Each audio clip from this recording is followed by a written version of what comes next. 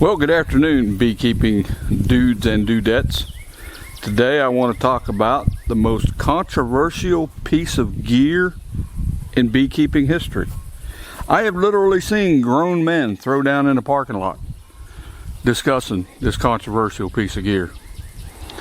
Welcome back to Top's Outdoor Adventures, and today we're going to talk about the dreaded queen excluder sitting right here.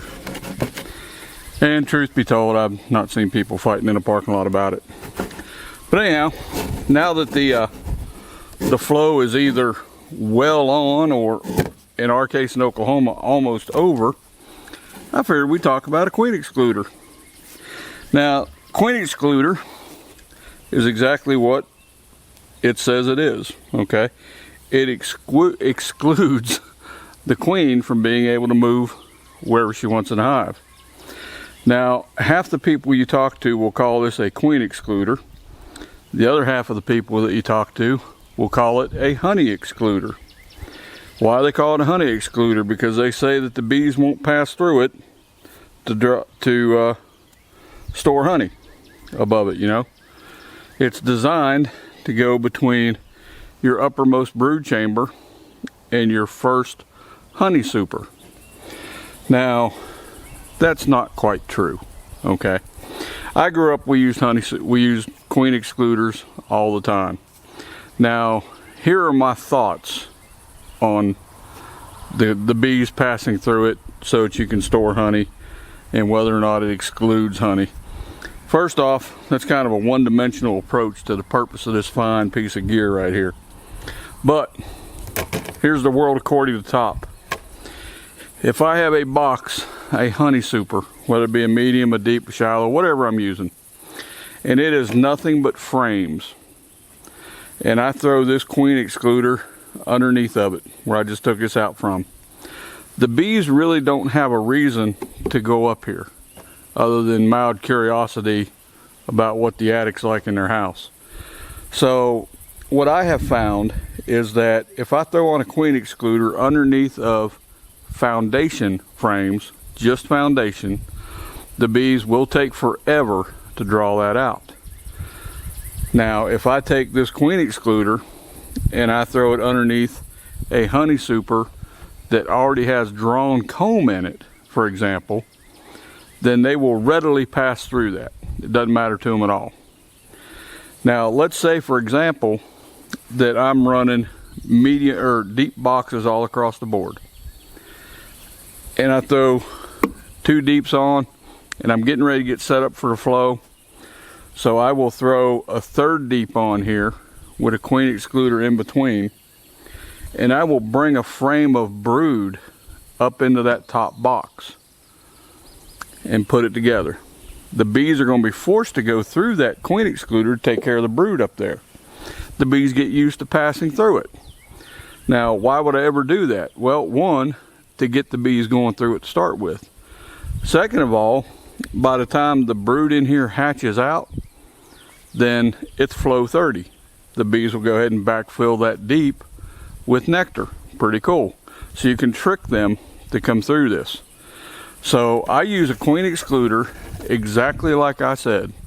If I put a honey box on there, a honey super, that is nothing but frames, then I will forego the queen excluder until the bees draw the comb. As soon as that comb's drawn, the honey excluder goes on. Now, oftentimes, by the time they get it drawn and I get around to putting this queen excluder in here, see there, I almost said it, honey excluder. By the time I get the honey excluder, did it again, by the time I get my queen excluder in, she may have already come up here and done some laying. And that's no big deal to me, because in 21 days, that's going to hatch out and be gone, and the bees are going to be well on their way to filling this with nectar. So that's how I use it.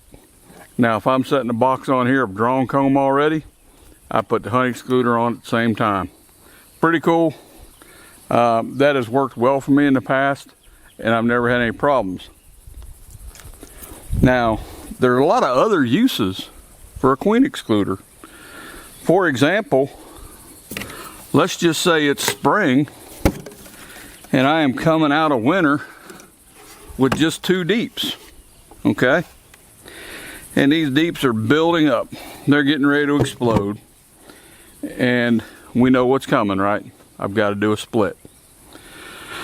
When you do your splits, of course, you can do a walk-away split where you just make sure you have eggs in both boxes. You grab the top box and you walk away with it.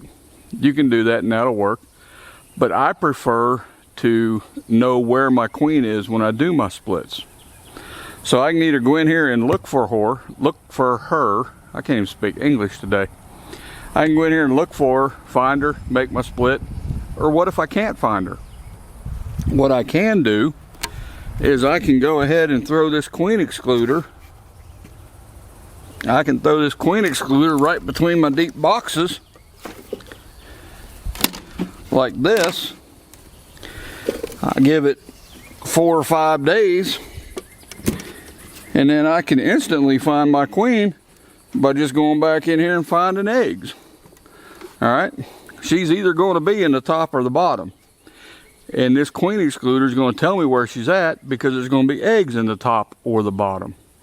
And once I locate my queen down to the box that she's in, it's a whole lot easier to find her. It can kind of be an overwhelming task, you know, if you're looking through 20 deep frames, looking for that one bee out of 40 or 50,000. So if I throw this queen excluder in there and I identify eggs in the top box, I can be confident that she's up here. So when it goes time to find her, I'm going to find her. It's not going to be in the back of my mind, well, she's probably downstairs and I missed her.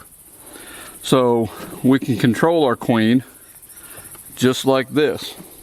And for example, when I did my Damari split this year, I found the queen, I put her in that bottom box, and a queen excluder on top to keep her there, because that's where I wanted, that's where I needed for her to stay for that Damari manipulation to work.